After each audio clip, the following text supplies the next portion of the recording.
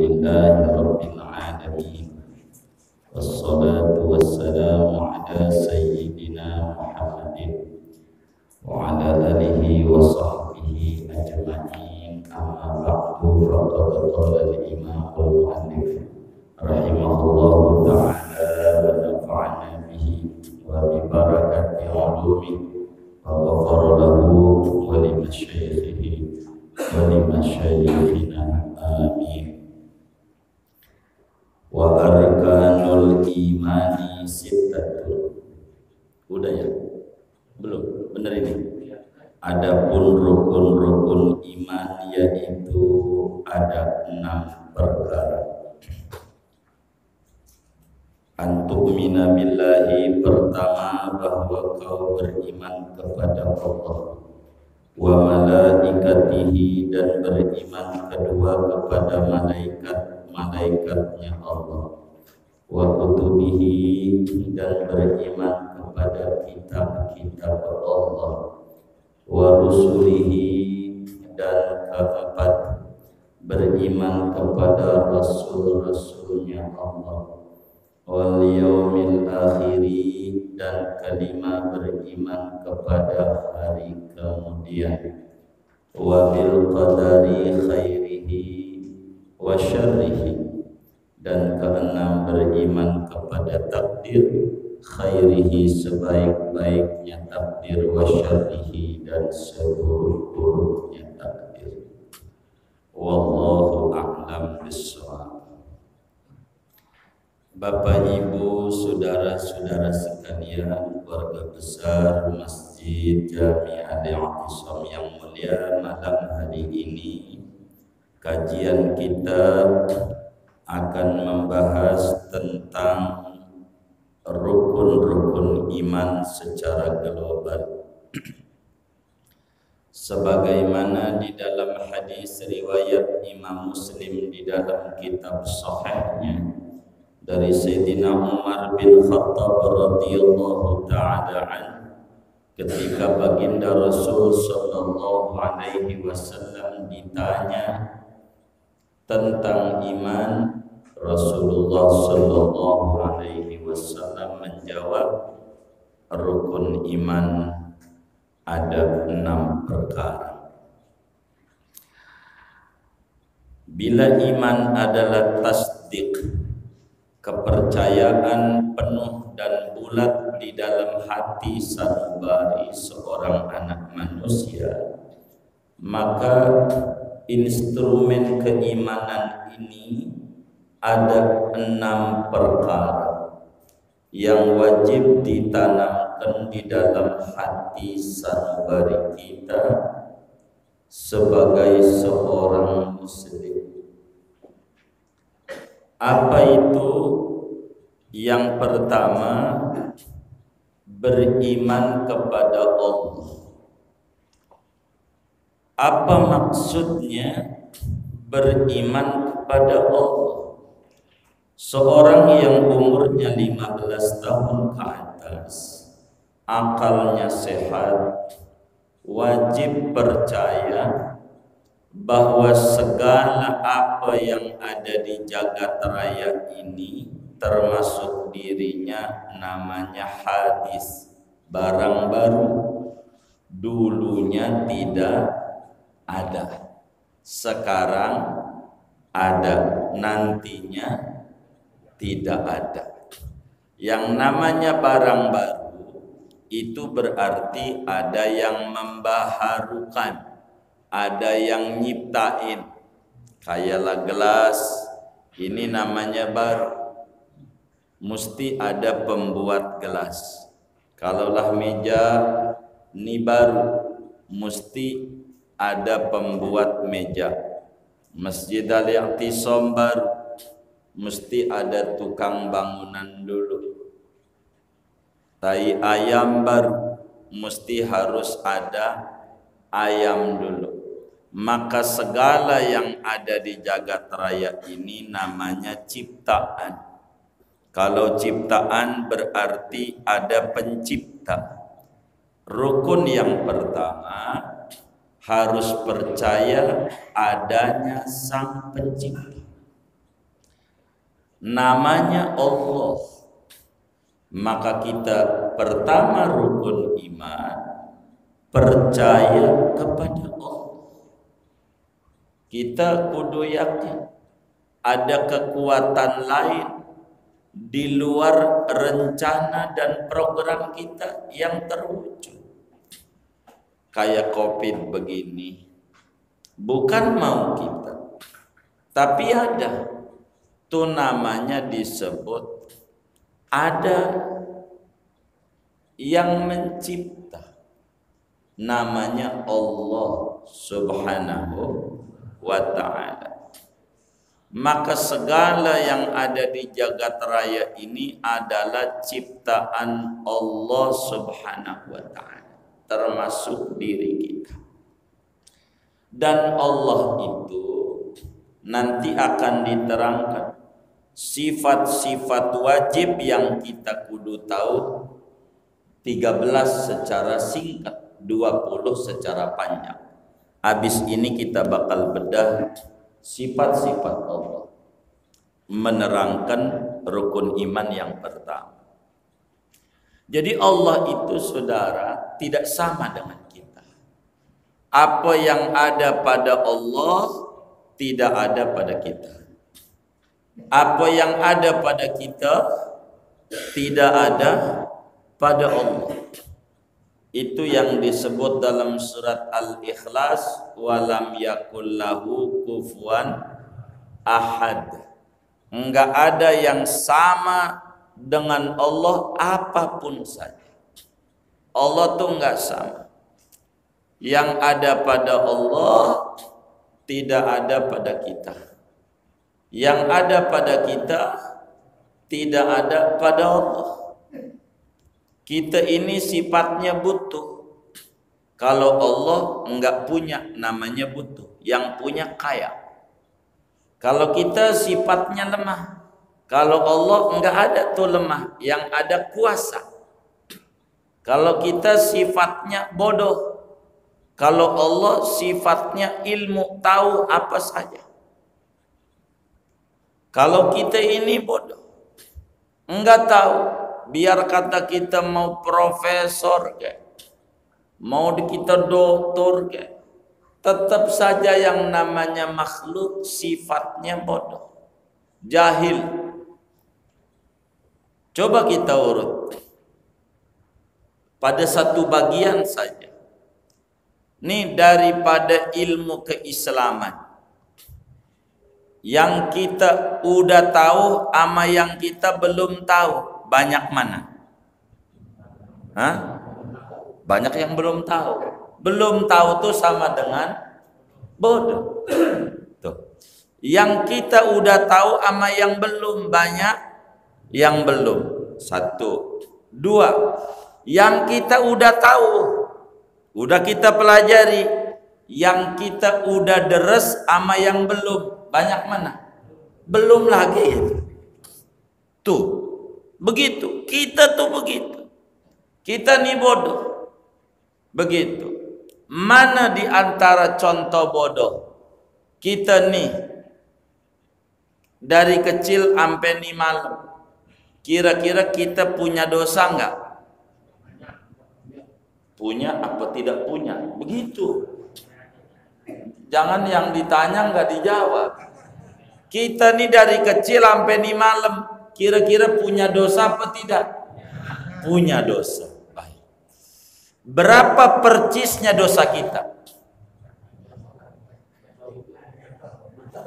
Percisnya berapa? Percisnya? Hah? Iya kan banyak tuh, bukan percisnya global. Percisnya berapa? Itulah bodoh namanya. Yang kita kerjakan saja tuh dosa, kita kagak tahu. Begitu. Kita kagak tahu, padahal kita yang ngerjain tuh. Itu menunjukkan bodohnya manusia. Manusia itu bodoh. Bodoh. Maka si bodoh ini harus dekat sama yang alim. Allah yang maha berilmu, supaya kita dapetin pengetahuan dari Allah. Karena kita ini sifat dasarnya bodoh. Di balik masjid ada apa aja kita kagak tahu. Begitu. Kita tuh. Nah, kita kudu percaya tuh sama Allah. Kepercayaan nama Allah ini mendidik muslim menjadi pribadi yang kuat, pribadi yang tangguh, pribadi yang tegar, pribadi yang hebat, asal ada iman kepada Allah. Karena ini pondasi. Iman kepada Allah ini pondasi. Iman kepada Allah ini bakal mantap hidup kita. Begitu iman kepada Allah tuh, kalau sudah ada di dalam hati kita, bakal kita mantap.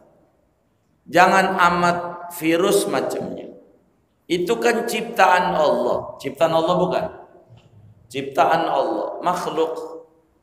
Itu ama virus tuh kita takut, tapi ama yang menciptakan virus Allah tidak takut. Namanya keimanan ini bisa naik, bisa turun, sudah. Jadi kita mau Allah itu yang harus diisi di otak kita ini. Allah, Allah, Allah, Allah. Ini yang diisi. Nah, keimanan kepada Allah inilah yang harus mantap di hati kita. Iman kepada Allah. Iman kepada Allah, Allah itu Esa. Qul Allahu ahad. Zatnya, sifatnya, perbuatannya itu Esa. Jadi tenang dalam hidup kita. Dan Allah itu enggak sama dengan kita. Karena Allah enggak sama sama kita, maka hidup kita enak, saudara. Kalau sama sama kita, udah bahaya. Contoh, ada orang pengen jadi dewan, atau ada teman kita aja lah. Kalau itu kelamaan nyontoinnya.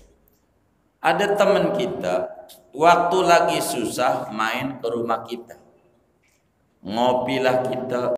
Jadi ada orang nih waktu lagi susah main ke rumah kita, waktu lagi susah, ngeteh, ngopi, main, waktu susah, begitu. Orang yang ngerokok, begitu. Nah sekarang dia udah kaya, perusahaannya di mana-mana, tokonya di mana-mana, kontrakannya banyak. Kita ketemu nih sama dia, boro bagi duit, kita panggil kagak nyaut. Bang, kagak nengok. Kita panggil, kagak nengok sama kita. Gara-gara COVID jatuh lagi usahanya. Habis main lagi ke rumah kita. Kita bukain pintu nggak kira-kira? Hah? Kita bukain pintu nggak? Hah? Yang kayak begitu tuh kita bukain pintu nggak? Hah? Hah? Iya. Kagak. Kenapa kagak? Hah? Kenapa kagak? Hah? Kenapa tuh kagak? Dia datang nih, udah dapet pintu. Kira-kira kita bukain pintu kita, apa pura-pura kita nggak mau keluar? Ya? Hah? Dia kenapa tuh nggak mau keluar tuh nemuin? Hah? Sebel. Kemarin lu kemana? Begitu enggak? Susah aja datang lagi. Itu namanya manusiawi. Namanya sifat manusia. Salah enggak? Emang begitu manusia. Kalau Allah enggak, waktu lagi susah nih, aduh hancur-hancuran bisnisnya, malam pengen dekat sama Allah, muter tasbih, dia zikir, baca Quran, dia tahajud, waktu lagi susah. Sekarang dia udah senang hidupnya, duitnya banyak, usahanya maju, enggak mau deket sama Allah. Injak masjid aja kagak, sorry gua repot, begitu kata dia. Kata dia, gua repot. Sekarang susah lagi, pengen deket sama Allah, boleh, marhaba. Kata Allah, emang kau begitu? Itu orangnya kita yang tadi kita keselin tuh, gitu. Saya harus buat analogi dulu. Kita tuh begitu. Kalau susah aja nyari Allah, ntar seneng aja lupa, susah lagi pengen balik ke Allah. Ada nggak yang model begitu tuh? Yang mana orangnya? Tuh. Untung Allah itu tidak sama dengan kita. Maka ketika kita susah, marhaba, kau mengerti hambaku, emang kau sifatnya butuh kepadaku.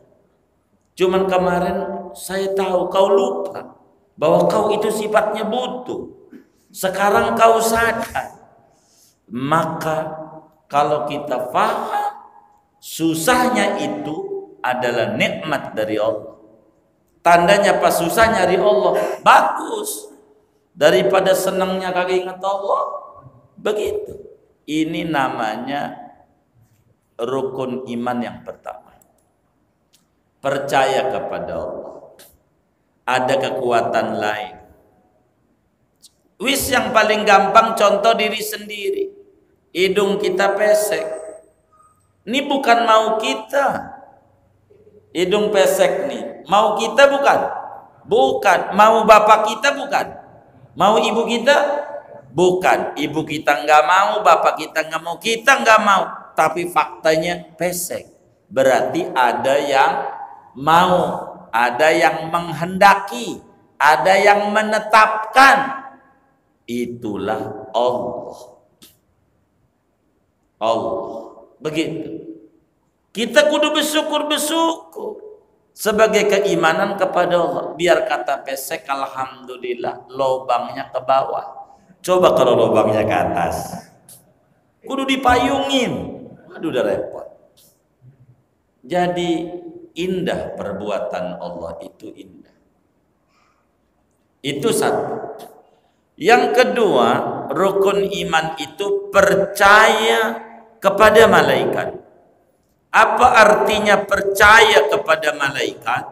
Bahwa seorang muslim yang umurnya 15 tahun ke atas, akalnya sehat, wajib tertanam di hatinya bahwa yang namanya malaikat itu ada. Ada namanya makhluk, namanya malaikat. Halus malaikat itu, jisimnya halus kayak cahaya nih, halus, dipegang nggak bisa, tapi ada. Itulah malaikat. Dia hamba Allah, tidak pernah mendurhakai Allah dalam setiap perintahnya. Selalu malaikat itu kerjakan. Itu malaikat. Kita wajib percaya. Dan malaikat itu kita wajib percaya kepada malaikat itu artinya bahwa malaikat itu tidak berjenis kelamin. Tidak disebut laki, tidak disebut perempuan. Siapa bilang kalau malaikat itu perempuan, kafir detik itu juga. Siapa bilang kalau malaikat itu laki-laki, berdosa besar dia. Karena tidak ada keterangan yang disampaikan oleh Allah dan Rasulullah bahwa malaikat itu berjenis kelamin. Sehingga tidak ada ibu, tidak ada bapak, tidak makan, tidak minum, tidak tidur. Kerjaannya ibadah. Ibadah aja sama Allah. Itu malaikat. Dan kita wajib percaya bahwa malaikat itu ada, tidak menikah, kerjaannya ibadah, ibadah, dan ibadah. Dia adalah hamba Allah yang dimuliakan, sehingga dia tidak ada nafsu. Malaikat nggak ada, dan jumlahnya banyak. Yang wajib kita tahu cuman 10. Ini yang bersentuhan dengan diri kita 10. Jadi malaikat ini banyak banget. Begitu. Yang kita kudu tahu 10. Jibril ini tugasnya membawa wahyu. Kemudian ada malaikat Mikail, tugasnya adalah memberikan rezeki dan menurunkan hujan. Jadi Mikail ini departemen sosial dan keuangan. Jadi rezeki kita di Mikail aja masih banyak, apalagi di Allah. Jangan takut. Kalau masih hidup berarti rezekinya masih banyak. Bukan ada lagi, masih banyak, masih banyak rezeki. Kita harus bisa pahami tuh antara rezeki dan milik. Ini jangan kebalik-balik, bakal jadi stres. Jadi yang dijamin oleh Allah rezeki, milik enggak. Quran bilang, wa ma min dabbatin fil ardi illa 'alallahi rizquha. Tidaklah makhluk melata di muka bumi melainkan Allah jamin rezekinya. Rezeki yang dijamin, milik tidak. Kalau milik belum tentu rezeki, saudara. Kalau rezeki udah pasti milik. Contoh begini. Ada orang di Ulu Jami itu, kalau udah Sabtu Minggu main ke Empang. Ada nggak yang kayak begitu? Banyak. Ngaji juga orangnya. Itu dia mancing dia. Dapatlah gurami 1. Lalu digoreng. Selesai digoreng tuh, ditaruh di meja makan. Kata dia, innalillahi, kecap lupa ke dapur. Dia ngambil kecap ke dapur. Habis ngambil kecap di meja, ikan ora ada. Kagak ada tuh ikan. Dimakan apa? Dimakan kucing. Yang menjadi pertanyaan, ini ikan milik siapa? Emang mancing kucing? Milik siapa? Milik kita yang mancing. Rezeki siapa?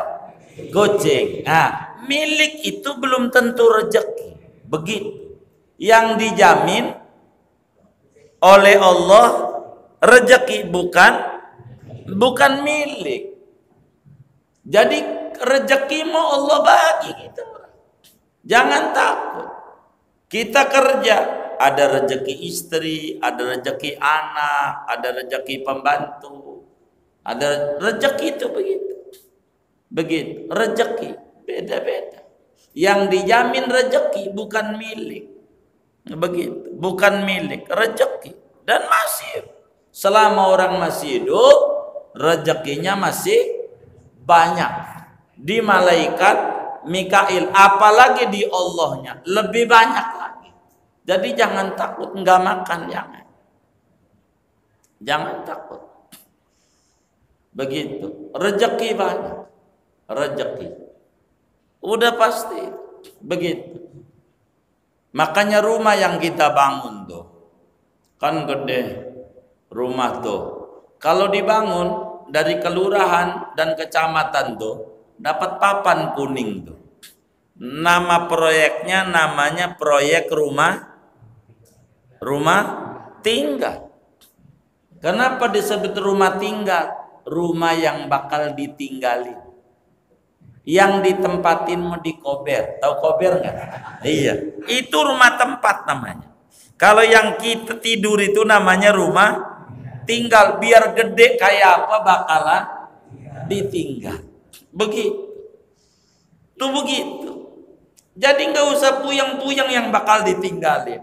Yang kudu mati-matian tuh mengejar sesuatu yang manfaat kala kita mati. Itu yang kita kudu kejar. Yang kayak begitu biasa. Orang hidup biasa. Itu Mikail tugasnya. Ada Israfil meniup sangkakala. Itu tugasnya. Nanti panjangnya pada waktu kita nerangin hari kemudian. Nanti pada paparan panjang. Itu Israfil namanya, malaikat. Kemudian yang keempat Azrail. Orang kita menyebutnya Israel. Ini malaikat pencabut nyawa. Jadi semua yang ada ini yang nyabut adalah malaikat Israel. Itu pencabut nyawa. Mati-mati. Maka orang mati itu penyebabnya ya gara-gara nyawanya dicabut. Sama siapa? Sama Israel. Bukan gara-gara COVID, kagak ada. Matimu nggak ada hubungannya dengan penyakit, nggak ada. Matimu hubungannya adanya dengan hidup. Siapa yang hidup bakalan mati. Mau kena penyakit, mau kagak. Begitu. Makanya sering kita dengar di berita, udah divaksin 2 kali, pakai booster, positif juga, mati juga. Ada nggak? Banyak nggak? Banyak. Jadi biasa. Enggak aneh. Begitu, enggak aneh. Itu kerjaan malaikat maut. Orang tuh mati. Begitu, mati. Itu dia tuh yang cabut. Tugasnya. Kelima keenam namanya mungkar nakir. Mungkar nakir tuh serem menyeramkan. Mungkar tuh artinya serem, malaikat serem. Nakir tuh menyeramkan. Jadi enggak ada makhluk yang paling serem dia sejagat raya. Kalau saudara nonton film Sundal Bolong itu mau cantik Susana. Begitu. Mak Lampir enggak serem, dia serem. Betapa matanya biru menyala, begitu kata Rasulullah SAW. Biru menyala. Dulu orang protes, mana mungkin biru kok menyala? Kudunya juga merah. Itu orang dulu. Tapi Nabi jelasin. Ternyata ujungnya begitu. Pas muncul teknologi namanya gas. Gas tuh yang paling bagus apinya yang merah apa yang biru? Tuh biru. Biru menyala. Suaranya menggelegar. Bawa pukulan. Palu. Yang mana kata baginda Rasul Sallallahu Alaihi Wasallam, kalau diangkat orang sedunia nggak angkat. Itu palunya akan dipukulkan kepada orang yang kalau ditanya di kubur enggak bisa jawab. Itu dipukulin kayak badan kita, dipukul sama polisi anti huru hara tuh, Dalmas. Kayak kentungan dia aja sakit, gimana dipukul lama itu? Itu yang kudu ditaruh di otak kita, bagaimana biar kita bisa jawab mungkar nakir. Itu tuh kudu banyak. Jangan disiam corona, virus apa lagi habis ini nih ya. Itu enggak usah. Kita normal saja jadi. Normal saja. Normal saja. Itu mungkar nakir. Dia bakal nanya sama kita. Di kubur tuh. Ditanya tuh dengan berbagai macam pertanyaan. Tuh kita kudu percaya dengan malaikat itu. Untuk menguji begitu keimanan seseorang, begitu mungkar nakir namanya. Kalau kita nggak bisa jawab maka dipukulin. Dalam hadis itu dijelaskan hatta takhtalifa adla'u, sampai tulang belulangnya hancur remuk kalau udah digebuk. Tuh itu yang kudu dipikirin sama kita. Kita kudu percaya. Ada namanya malaikat namanya mungkar nakir. Kemudian ada namanya malaikat raqib atid. Raqib ini pencatat amal baik. Atid itu pencatat amal buruk. Jadi kita orang ini saudara, kalau mau jujur, di mata Allah tuh artis. Kita ini nih Bapak Ibu artis. Disyuting tiap hari. Ama penyotingnya namanya raqib atid. Dicatat apanya saja. Semuanya dicatat. Itu semua, dan ini bakal diputer nih film nih. Bukan sekarang, di akhirat diputer. Sampai ada orang bingung. Itu siapa itu? Malam Rebo duduknya nyender, ngantuk. Ya siapa lagi wong kita orangnya. Begitu. Itu ada orang kita yang bikin film, disoting, maka sebelum di akhirat film tuh kudu digunting-guntingin, namanya taubat. Diguntingin yang nggak bagus, biar diputernya yang bagus, yang gagal nggak diputer. Inilah hidup namanya, saudara. Itu raqib atid. Nah, raqib atid ini pimpinannya namanya raqib. Atid ini anak buah. Artinya kalau pimpinan itu membuat kebijakan, terserah dia, namanya juga pimpinan. Terserah. Begitu. Boleh-boleh saja wong pimpinan. Dia membuat kebijakan. Pokoknya ini kudu renggang masjid. Kalau pasar enggak apa-apa rapat. Boleh. Namanya juga kebijakan, terserah dia. Namanya juga pimpinan. Ini raqib begitu. Jadi raqib itu pimpinan, atid anak buah. Jadi kalau mau nyatet nih manusia, kita niat saya besok malam Kemis mau ngaji di Al-I'tisam. Itu ama atid langsung ditulis ganjaran. 1. Ganjaran nih niat.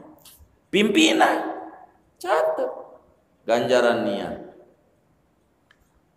Tapi ketika niat, saya besok hari Rebo rencananya mau nyolong ayam.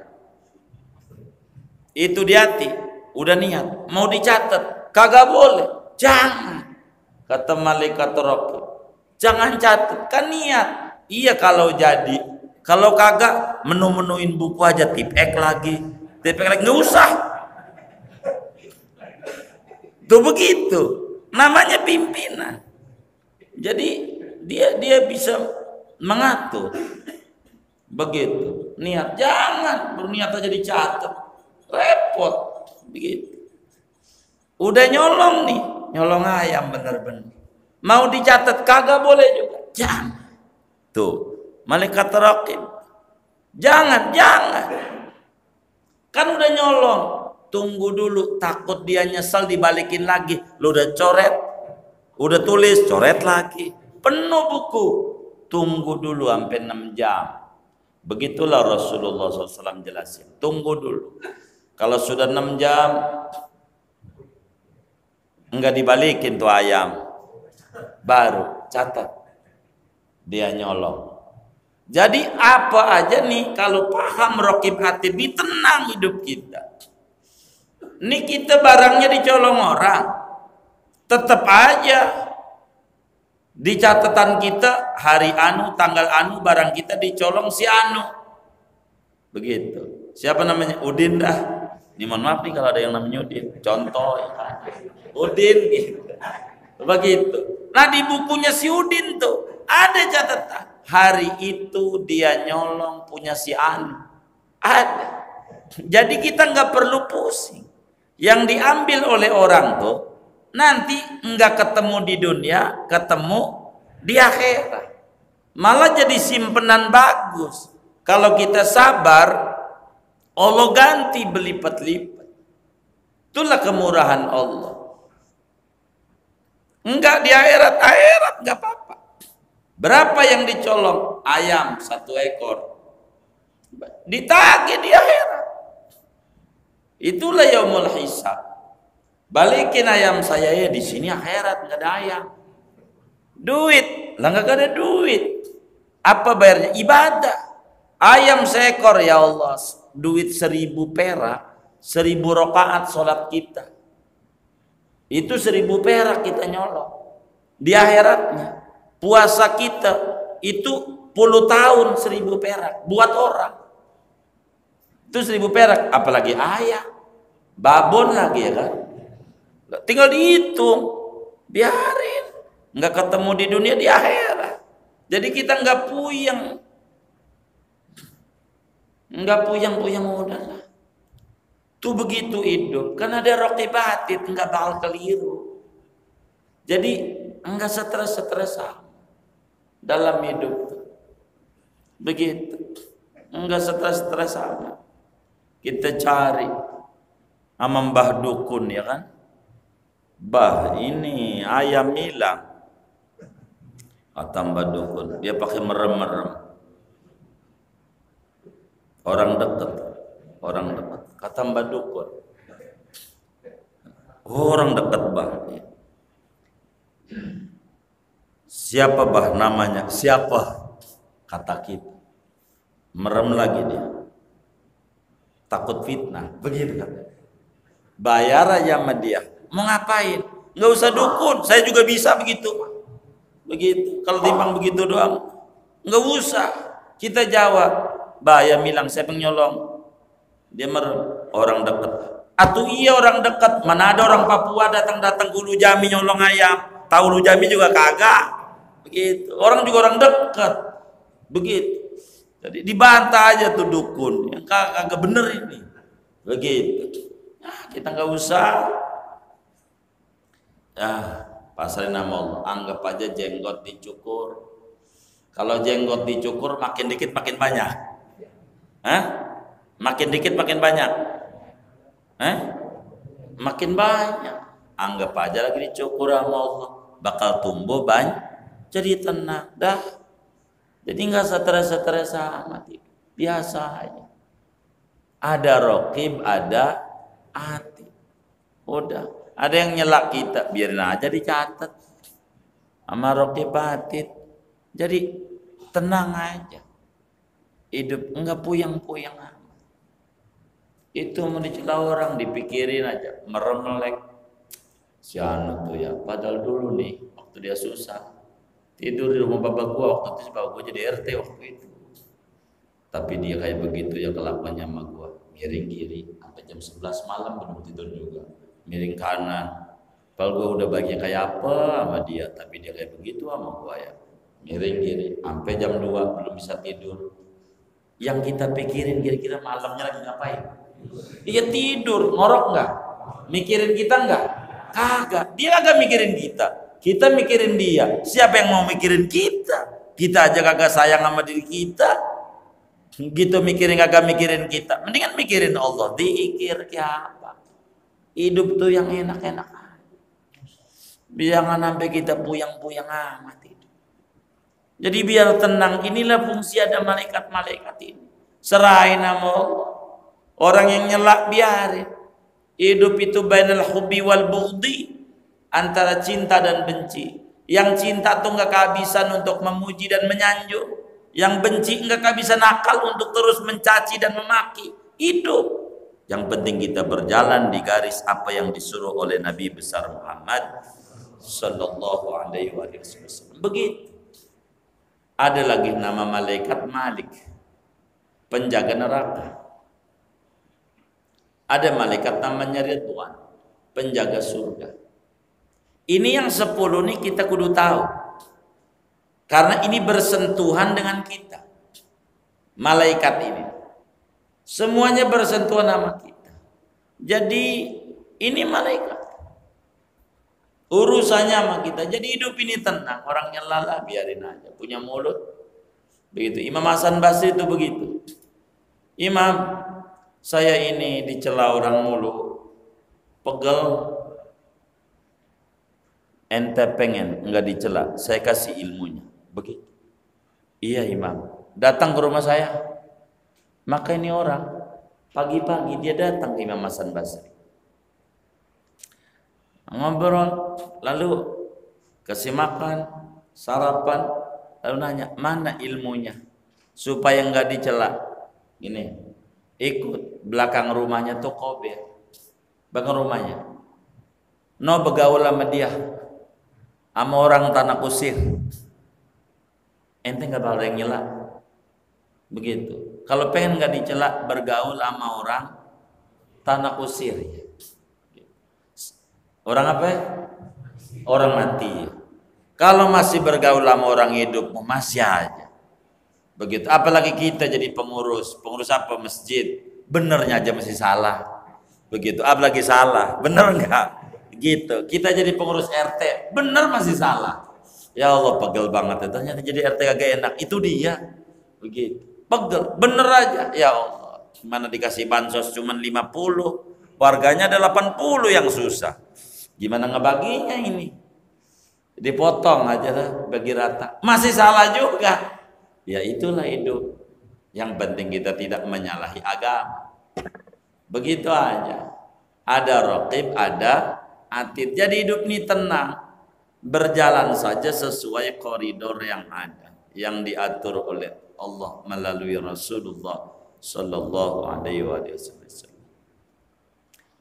Ini malaikat 10. Ini nih bersentuhan dengan kita. Di luar ini masih banyak malaikat-malaikat Allah. Ada malaikat yang tugasnya mencari umat Nabi Muhammad yang baca sholawat. Ada macam-macam. Wa ma ya'lamu junuda rabbika illahu, tidak tahu percis jumlah malaikat kecuali Allah saja. Ini kita percaya malaikat. Ketiga, percaya kepada kitab-kitab Allah. Apa artinya percaya kepada kitab-kitab Allah? Artinya seorang muslim wajib tertanam di dalam hati sanubarinya keyakinan yang kuat bahwa Allah Subhanahu wa ta'ala menurunkan kitab-kitab suci kepada para rasul untuk kemaslahatan hidup manusia di dunia dan di akhirat. Ada kitab. Kitab ini jumlahnya banyak, saudara. Ada 104 kitab. Yang wajib kita tahu cuma 4. Yang 100 bentuknya suhuf namanya. Suhuf, lembaran-lembaran. Maka di surat Sabih itu, inna fi dzalika lafis suhufil ula suhufi Ibrahim wa Musa. Itu kitab-kitab suci. Yang wajib kita tahu 4. Pertama, Taurat diturunkan kepada Nabi Musa. Kedua, namanya Zabur, diturunkan kepada Nabi Daud. Ketiga, Injil diturunkan kepada Nabi Isa. Dan keempat adalah Al-Quran, diturunkan kepada Nabi besar Muhammad sallallahu alaihi wa alihi wasallam. Ini kitab, saudara. Banyak kitab itu. Banyak sekali. Yang kita wajib tahu hanya itu saja. 4 kitab ini. Kudu percaya adanya kitab. Dan kitab itu menjadi pedoman dalam hidup kita. Disebutlah GBHM, garis-garis besar haluan muslim. Jadi muslim itu ada pemanduknya hidup. Itulah Al-Quran. Kalau Al-Quran kita sulit memahaminya, yang mempraktekkan Al-Quran dari awal sampai akhir itulah Nabi Muhammad. Maka Nabi Muhammad itu disebut Al-Quran yang berjalan di muka bumi. Ketika Sayyidatuna Aisyah radhiyallahu ta'ala anha ditanya bagaimana Rasulullah itu, kana khuluqul Quran. Beliau itu kalau pengen tahu Nabi Muhammad, dia baca Quran. Itulah Nabi Muhammad. Apa yang Allah suruh ya dia kerjakan, apa yang Allah larang ya dia tinggalin. Itulah kehidupannya. Wis contoh Nabi Muhammad udah ngamalin Quran. Itu begitu. Nah, kita kudu percaya nih sama Al-Quran, dan ini menjadi pegangan dalam hidup kita. Quran ini, saudara, kita nggak boleh lepas ini dari Al-Quran ini sebagai kitab suci yang diturunkan kepada kita ini, umatnya Nabi Muhammad sallallahu alaihi wasallam. Yang keempat, iman kepada Rasul.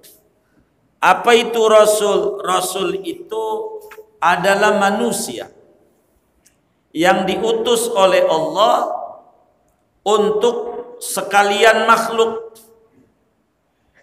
yang mana Rasul itu tidak pernah mengerjakan maksiat. Jangankan maksiat yang makruh pun tidak pernah. Itu Rasul. Kita kudu percaya Rasul Ini Rasul nomor 4, malaikat nomor 2, berarti tinggian malaikat. Enggak. Ini berbicara urutan, bukan berbicara derajat. Dari Allah enggak langsung kepada Rasul melalui malaikat.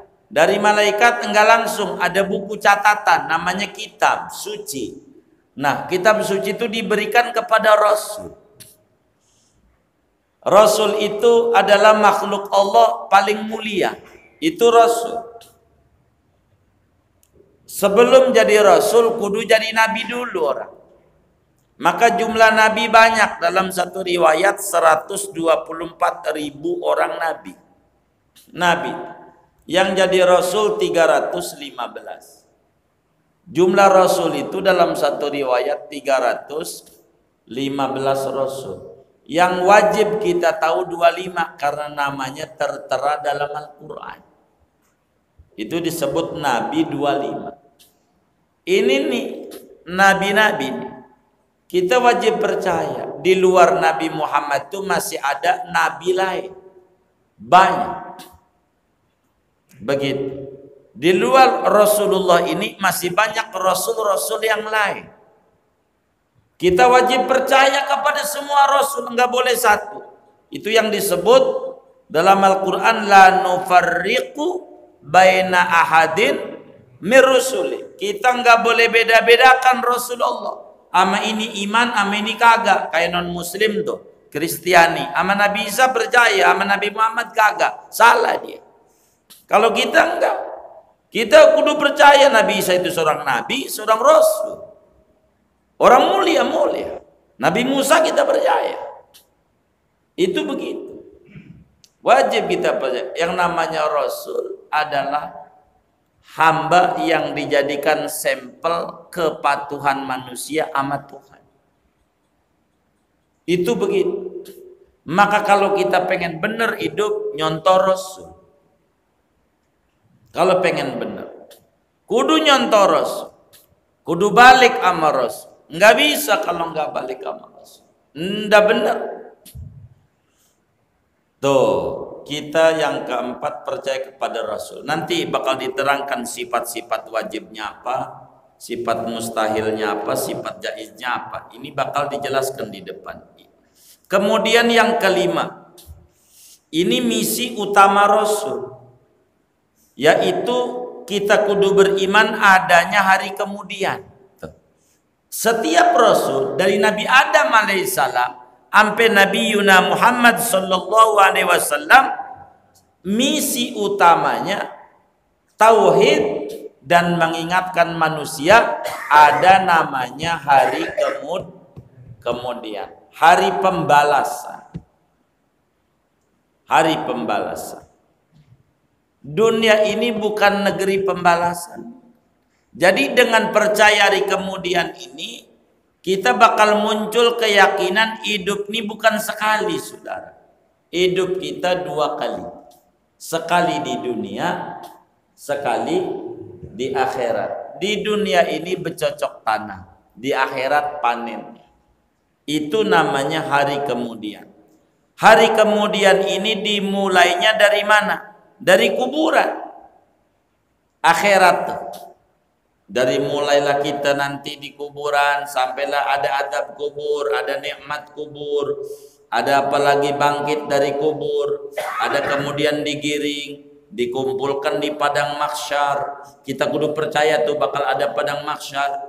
Nanti kita habis itu bakal ada syafaat. Habis syafaat bakal ada kitab turun tuh yang dicatat Raqib Atid tuh. Ada yang pakai tangan kanan, itu surga mananya tanpa mampir ke neraka. Ada yang tangan kiri nerimanya, itu mananya surga mampir dulu ke neraka. Ada yang lewat belakang neraka tanpa ke surga sama sekali. Itu yang kita harus pikirin. Habis itu baru kita bakal dihisab, diperiksa atu demi atu. Yang pertama kali diperiksa urusan sholat. Diperiksa sholat kita dari mulai umur balik 15 tahun, ada enggak yang ditinggal?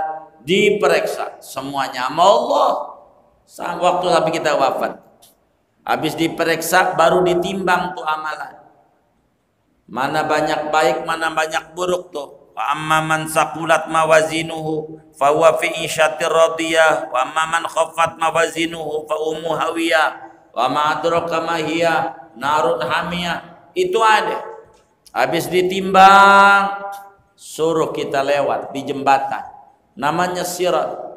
Naik 1000 tahun, lurus 1000 tahun, turun 1000 tahun, 3000 tahun. Itu dijelaskan oleh Rasul.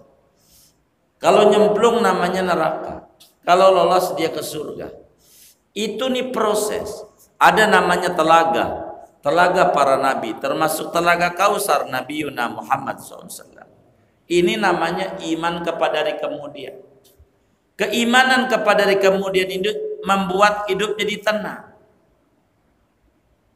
Kalaulah kayak tadi kita ayam hilang, nggak ketemu di dunia di akhirat, tenang. Semuanya begitu. Di dunia ini bukan negeri balasan. Bukan. Kalau negeri balasan, maka yang benar-benar itu sudah enak. Karena duniamu negeri ujian. Kita semua diuji. Ada yang diuji dengan harta banyak. Ada yang diuji dengan anak. Macam-macam. Itu namanya hari kemudian. Terakhir, rukun iman ke-6 adalah takdir. Nah, ini juga nih sama. Apa itu takdir? Jadi seorang muslim wajib yakin seyakin-yakinnya bahwa apa saja yang Allah takdirkan dari zaman azali yang kudu sampai ama kita, pastikan sampai.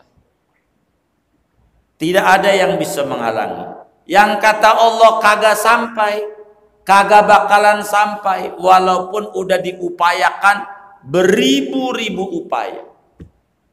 Ini biar tenang, takdir nih. Jadi kita ini ada yang memprogram, saudara.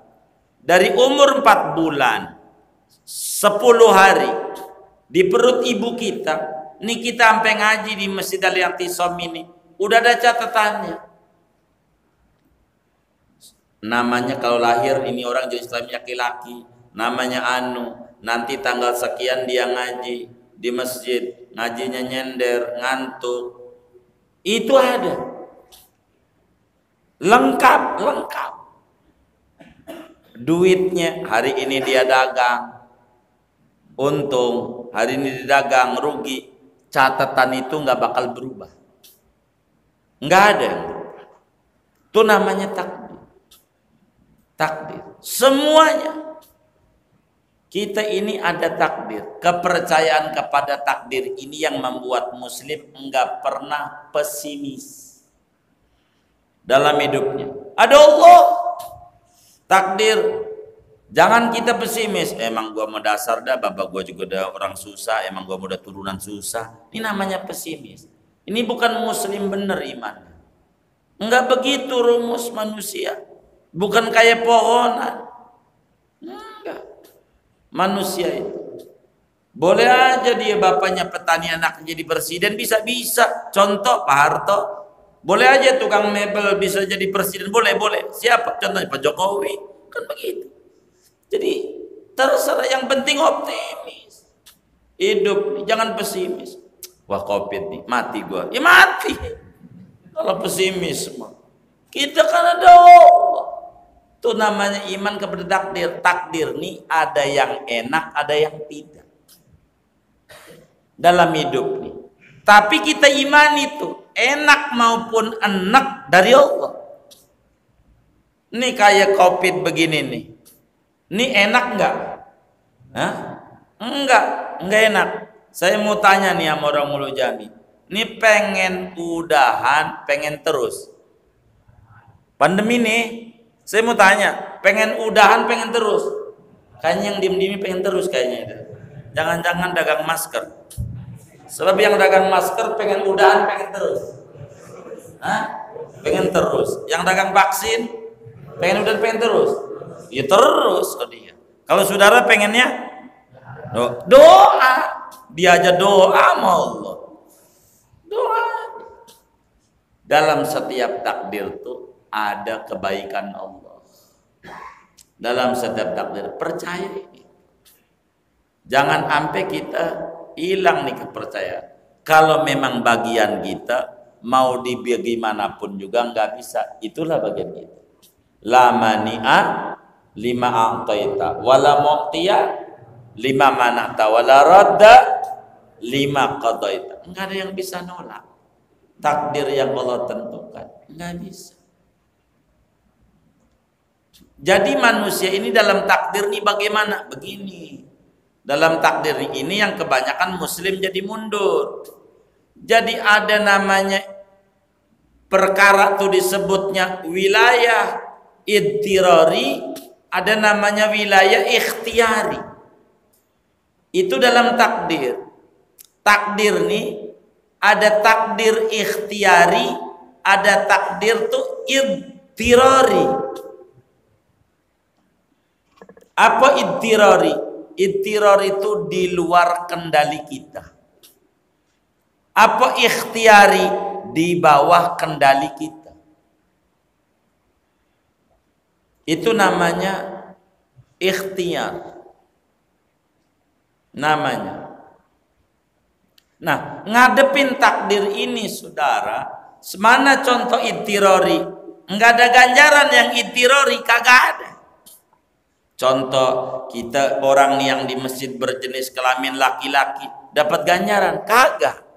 Kan bukan upaya kita. Hidung kita pesek, mancung, bukan upaya kita. Ada ganjaran kalau mancung, kagak. Pesek, kagak. Bukan mau kita. Itu namanya idtirari. Begitu. Ada namanya wilayahnya, wilayah yang disebut mantiqatul ikhtiyar.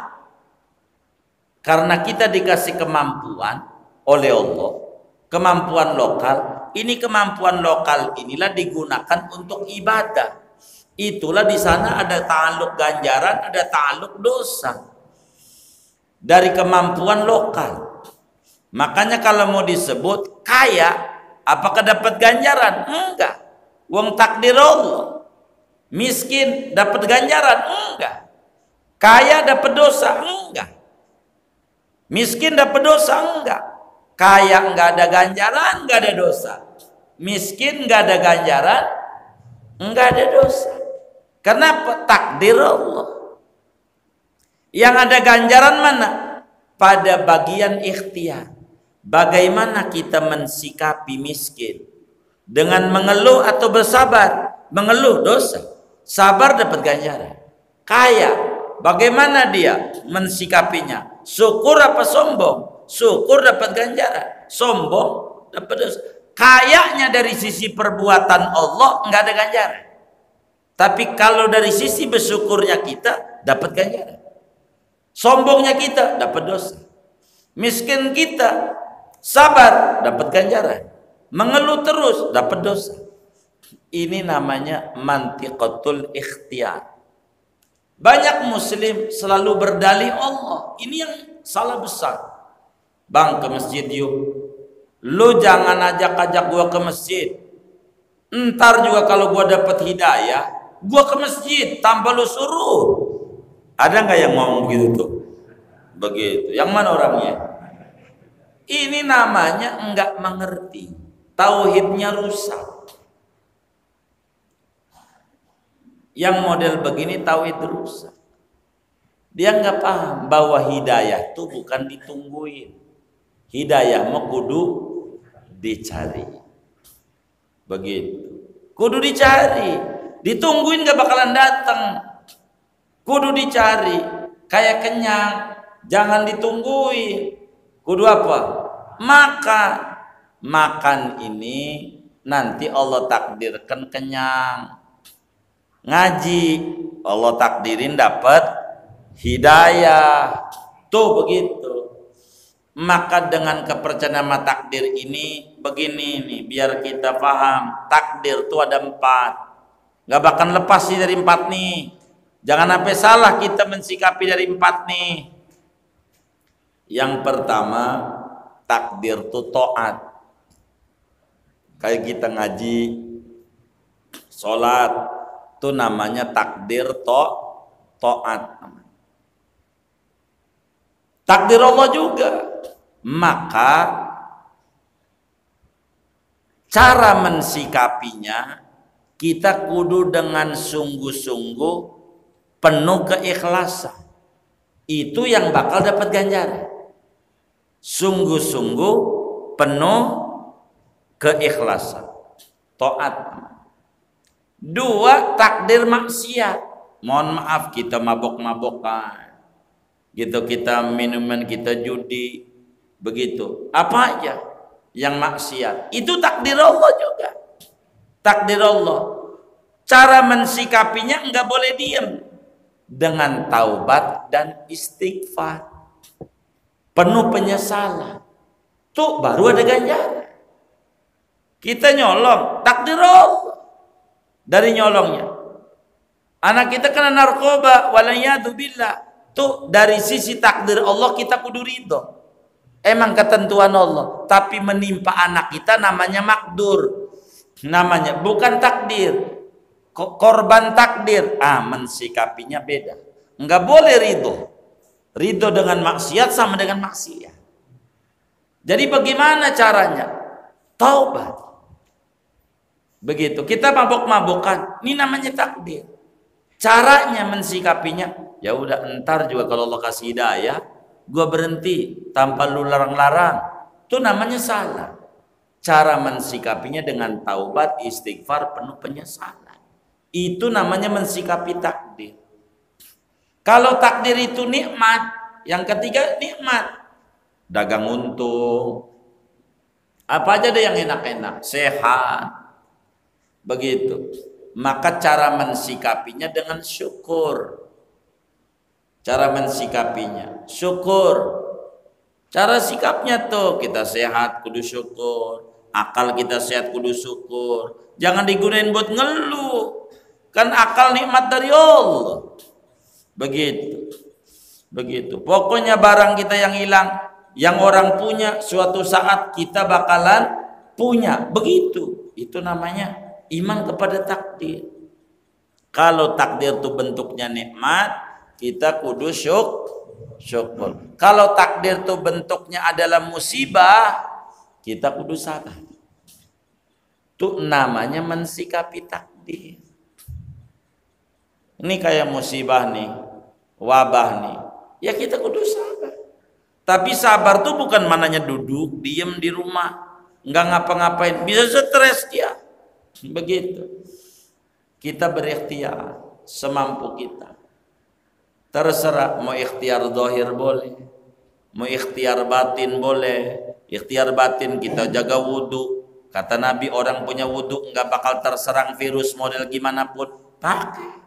Kita mau pakai zahir, facial yang kayak gini nih, kayak kacamata, begitu.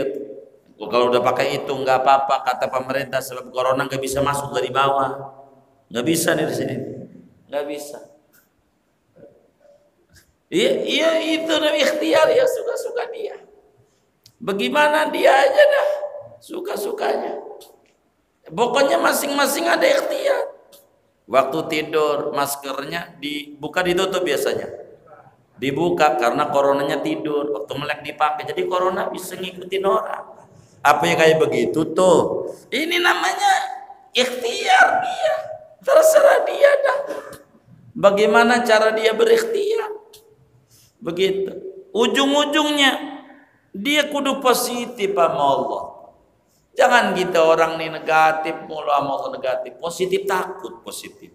Kudu positif thinking. Kalau pikiran positif, hasilnya bakal positif. Kalau pikiran kita negatif, jatuhnya jadi negatif. Itu begitu. Maka oleh karena itu, keimanan kepada takdir ini, apa yang terjadi sama kita kudu sabar. Di dunia ini, singkatnya, enggak ada orang di dunia yang sengsara seumur-umur, enggak ada.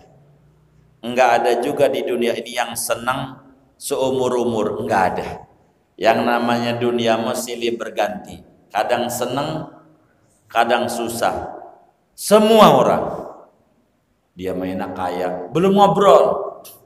Coba ngobrol sama dia, mumet dia. Belum ngobrol, begitu. Belum ngobrol. Beneran, ngobrol aja berdua. Jangan lihat doang, jangan. Kita ini kejebak sama lihat. Jangan. Jangan lihat doang. Maka bahagia itu harus diciptakan, bukan untuk dibayangin. Ini takdir Allah. Dan takdir itu tidak pernah menghalangi kita. Takdir itu membuka tabir apa yang bakal terjadi dari Allah untuk kita. Kalau kita pengen tahu kita ini jadi dewan atau tidak, nyalon syariatnya, keputusannya, ya udah nggak jadi. Emang itu takdirnya. Itu begitu kita. Begitu. Jangan maksain. Kalau maksain bakal naik di atas puun. Nggak jadi dewan. Ada di atas puun. Gila, itu namanya maksain. Kita tuh hidup jangan maksain. Normal saja. Normal hidup nih, pokoknya di dunia nggak ada orang yang senang terus, nggak ada. Sengsara terus, nggak ada. Kesenangan yang didapat oleh orang kaya itu bakal beda dengan kesenangan yang didapat oleh orang miskin. Begitu. Kesenangan yang didapat oleh orang miskin nggak bakalan dibagi kepada orang kaya. Coba lihat tuh orang-orang Jakarta, kota besar. Dia pergi ke Bogor, main lumpur-lumpuran di sawah. Udah girang banget tuh bocah tuh. Anak Al-Azhar segala macam tuh. Girang dia, lumpur-lumpuran. Kata orang kampung, gua dari dulu kan gitu. Kata orang kampung, gua dari dulu. Udah duluan. Dia kesenangannya berbeda. Jadi tiap-tiap orang dibagi kesenangan. Nah, temukan kesenangan itu sebagai takdir dari Allah. Jangan yang ditemukan kesengsaraan terus. Kata Ibnu Athaillah dalam hikamnya, man dhanna infika kalutfihi an qadari fadzalika liqusuri nadhari. Siapa orang punya persepsi bahwa tidak ada kasih sayang Allah dalam takdir yang tidak enak yang menimpa pada dirinya, itu karena kurang konsep pemahaman dia tentang Tuhan. Takdir Allah itu enak. Enak-enak. Ada orang nih, mohon maaf nih. Itulah sudut pandang. Ada orang bawa tongkat pergi ke masjid. Masjid ini kayak lihat iso pakai naik lagi itu pakai tangga. Mana udah pakai tongkat. Kata yang lihat, ya Allah, nih orang udah tua kayak begitu ke masjid sianan, ya Allah, sembuhin dia jangan sampai sakit. Dia marah. Dia dengar tuh omongan tuh. Anda anggap saya sakit, keliru. Saya sehat kok pakai tongkat. Kata dia, dulu saya pikir saya sehat, tapi sakit. Kaki saya ke masjid nggak kuat, tapi ke Tegal Rotan nyampe. Bongkaran Tanah Abang nyampe. Ke Masjid Al-Intisam orang nyampe. Sebetulnya saya sakit waktu itu. Kelihatannya sehat. Sekarang ini saya sehat. Cuman Anda lihat sakit. Saya ini sehat. Hadihi afiatun minal. Begitu. Dulu katanya aman. Tapi kita nggak deket sama masjid. Sebetulnya waktu itu zaman ketakutan. Bungkusnya aman. Sekarang zaman ketakutan, tapi kita mainnya ke masjid, ke musola, sampai dipanggil sama tetangganya primus, pria musola, sama tetangganya. Itu sebetulnya dia senang. Cuman kelihatannya di zaman ketakutan. Jadi kebahagiaan itu ditaruhnya di hati, bukan dibungkus. Jangan keliru. Kita jadi orang miskin berhak bahagia. Jangan dibuat sengsara. Sengsara itulah kita. Kan kita diberikan akal. Jangan disiksa batin kita untuk meratapi.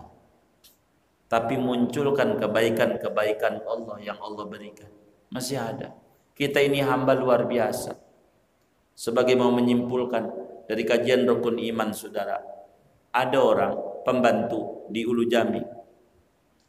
Waktu dia tidur dikipasin sama majikan, tidur dijagain. dikipasin waktu tidur sama majikan. Ada nggak dulu Jami begitu tuh? Nggak ada. Nih saya anggap aja kalau ada dah. Andai ada dulu Jami begitu tuh, pembantu tidur kipas-kipasin, tuh pembantu luar biasa nggak? Hah? Luar biasa nggak?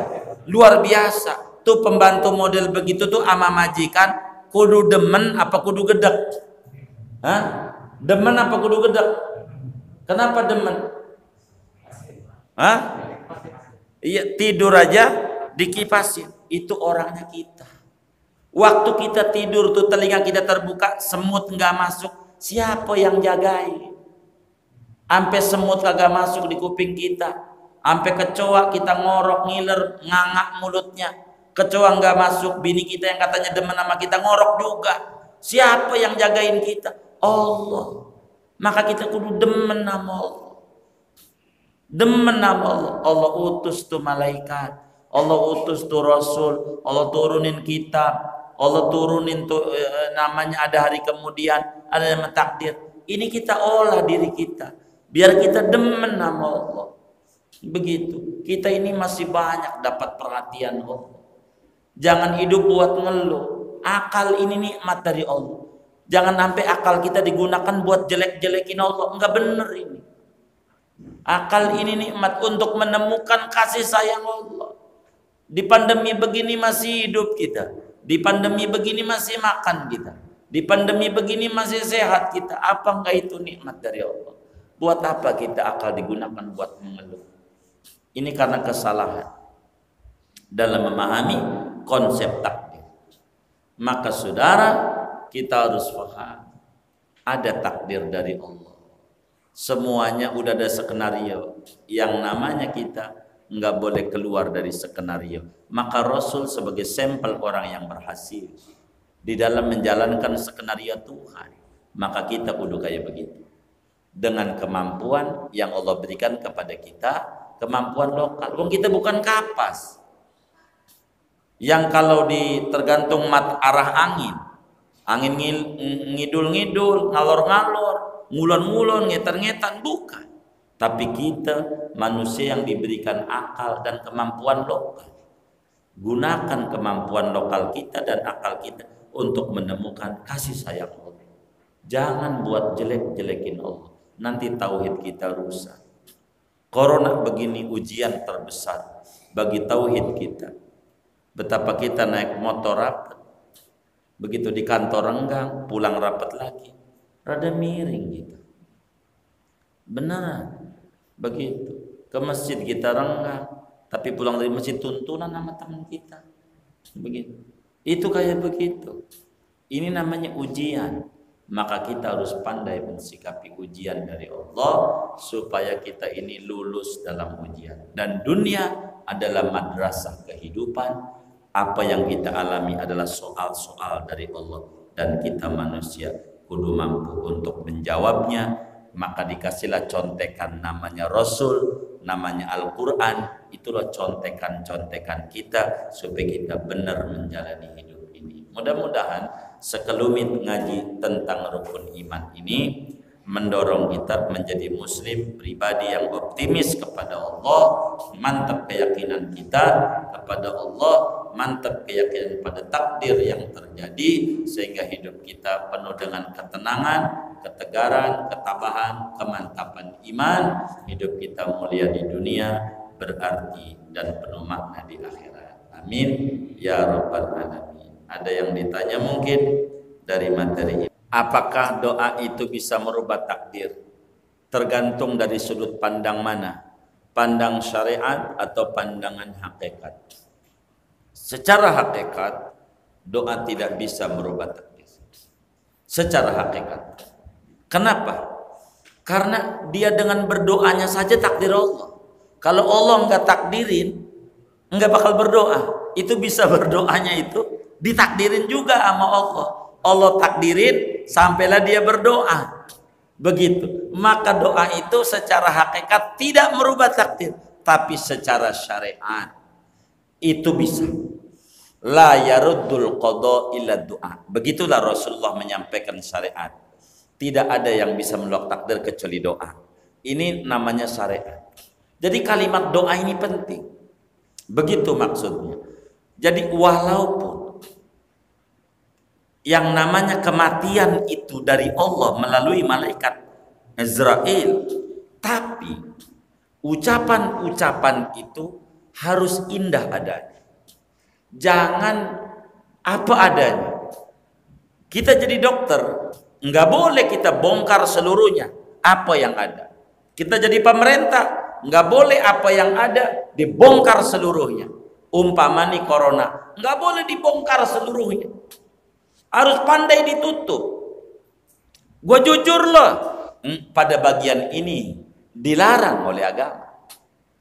Dilarang kejujuran pada bagian ini. Begitu, nggak boleh.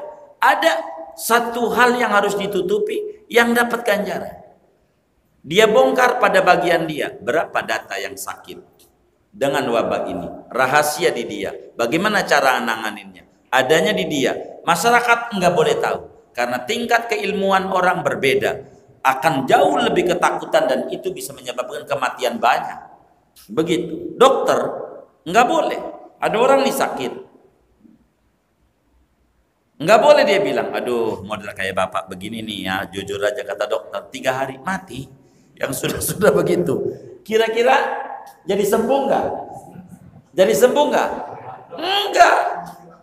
Gitu, enggak. Begitu, walaupun begitu belum tentu mati juga, tapi kalimat itu amat sangat mengganggu pikiran orang. Itu begitu. Kita harus pandai. Begitu, menutup segalanya. Sampai kita sakit, gimana kabarnya? Alhamdulillah udah mendingan. Begitu. Itu kudu ada kalimat begitu. Dokter tuh begitu. Ah, ini penyakit ringan, padahal berat. Itu begitu. Jangan dibongkar semuanya. Bongkar semuanya bahaya. Orang nggak siap untuk menerima karena tergantung keimanan dia. Ini yang menyebabkan orang banyak mati. Kenapa? Karena ketakutan. Kalau udah sebut positif, itu maknanya tinggal 3 hari lagi. Padahal belum tentu. Begitu. Ini gara-gara begitu. Jadi bagaimana kita harus pandai mensiasati sesuatu tuh. Ada hal yang kepada siapa disampaikan, ada hal yang tidak bisa disampaikan. Itu begitu. Itu harus kayak begitu. Supaya apa? Supaya orang ini enggak ketakutan. Nah, takdir begitu. Secara hakikat enggak bisa. Wong doa saja bagian dari takdir Allah. Secara hakikat begitu. Tapi secara syariat kita ini wajib ikhtiar. Itulah doa bagian ikhtiar untuk membuka tabir kita. Kurang lebih demikian. Takdir enggak bisa dirubah secara hakikat. Tapi kita enggak boleh sandaran sama takdir. Karena kita enggak bakalan tahu takdir kecuali sesudah terjadi. Kalau kita sakit, udahlah gue udah takdirnya sakit. Jangan, Anda berobat. Karena ada syariat, Anda hidup di wilayah syariat, bukan wilayah hakikat. Hakikat sakit dari Allah, tapi wajib syariat. Dan itu doa bagian dari syariat. Kita harus syariat. Walaupun secara hakikat Allah juga yang nakdirin dia berdoa. Wallah. Baik. Waalaikumsalam.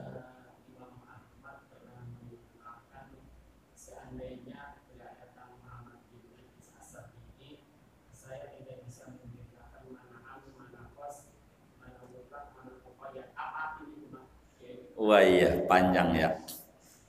Jadi Imam Syafi'i itu bapak pembangun usul fiqih.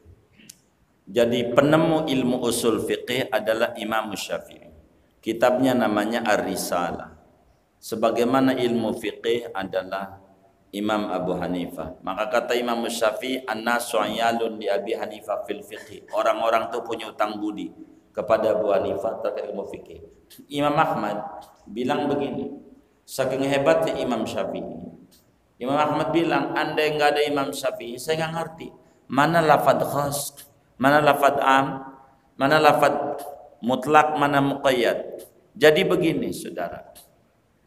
Seperti kalimat begini, innallaha la yughayyiru ma biqaumin hatta yughayyiru ma bi anfusihim. Orang suka artikan begini, Allah tidak merubah nasib satu bangsa kecuali bila bangsa itu merubahnya. Ini namanya tafsir keliru dia. Dia suka-sukanya. Ini namanya emak, ini namanya am namanya. Lafaz umum. Terjemahan realnya sesuatu. Innallaha la yughayyiru ma biqaumin. Allah tidak merubah sesuatu. Nah, sesuatu itu umum. Nah, nanti ada khosnya. Lafaz am nih. Apa nih maksudnya? Sesuatu ini orang sebut nasib. Padahal bukan begitu. Allah tafsiri lagi pada ayat yang lain. Bila ada mujmal, nanti Allah bakal tafsirkan pada ayat yang lain. Pada surat yang lain, wadzalika bi annallaha lam yughayyir ni'matan an'amaha ala qaumin hatta yughayyiru ma bi anfusihim. Yang demikian itu Allah tidak akan merubah nikmat yang Allah berikan pada satu bangsa kecuali bangsa itu merubahnya sendiri. Maka emak di situ kata Imam Syafi'i namanya emak ini maknanya nikmat. Allah enggak bakal merubah nikmat kecuali kita yang merubah nikmat itu.